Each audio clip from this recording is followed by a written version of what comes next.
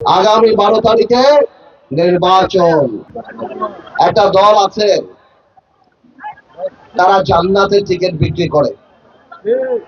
জান্নাতের টিকিট কেন বিক্রি করে জানেন? কারণ আর বিক্রি করার কিছু নাই। বাংলাদেশের মানুষ ওনারা যে কোনো উন্নয়ন করতে পারে সেটা বিশ্বাস করে না। বাংলাদেশের মানুষের কাছে ওনারা যে বলবে কোন স্কুল, কলেজ, ইউনিভার্সিটি আমরা বানাবো, এটা বাংলাদেশের মানুষ বিশ্বাস করে না। এই কারণে তারা সাধারণ মানুষকে জান্নাতের টিকিট বিক্রি করার চেষ্টা করে। আমি আমার মা বোনদেরকে বলে দিব, আপনাদের কাছে যদি তারা জান্নাতের টিকিট বিক্রি করতে আসেন, তাহলে একটা গল্প বলবেন।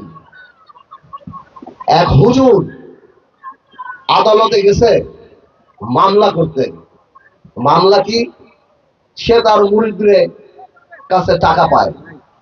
তো জাজ সাহেব জিজ্ঞেস করছে, কিসের টাকা হুজুর? বলে, আমি ফু দিছি, ফুয়ের টাকা। জাজ সাহেব অনেকক্ষণ চিন্তা করে মুরিদদের বলল, তুইও ফু দিয়ে দে। তো আপনাদের কাছে জান্নাতের টিকিট বেচতে আসলে আপনারাও জান্নাতের টিকিট ধরে গরুর গাড়ির একটা টিকিট দিয়ে দেন। উন্নয়ন করতে পারে না বলেই এই ধরনের কাজ করে। আমরা উন্নয়নে বিশ্বাস করি।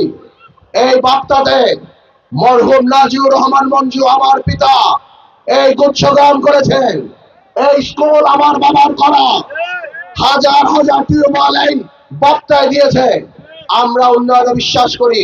আজকে ওনারা বাপ্তায় এসে বলতে পারে না আমার এই বাপ্তায় ক্লাস 8 এর পর মেয়েদের স্কুল থেকে ছেলেরা বিয়ে হয়ে যায়। এই ভোলাতে একটা প্রাইভেট ইউনিভার্সিটি নাই, একটা প্রাইভেট বিশ্ববিদ্যালয় না থাকার কারণে এখানকার মেয়েরা ম্যাট্রিক ইন্টারমিডিয়েটের পর বিয়ে বসে হয়। কারণ ঢাকায় যে প্রাইভেট ইউনিভার্সিটিতে পড়া তাদের পক্ষে সম্ভব হয় না। আমরা ইনশাআল্লাহ আসলে এই ভোলাতে প্রাইভেট ইউনিভার্সিটি বানাবো ইনশাআল্লাহ।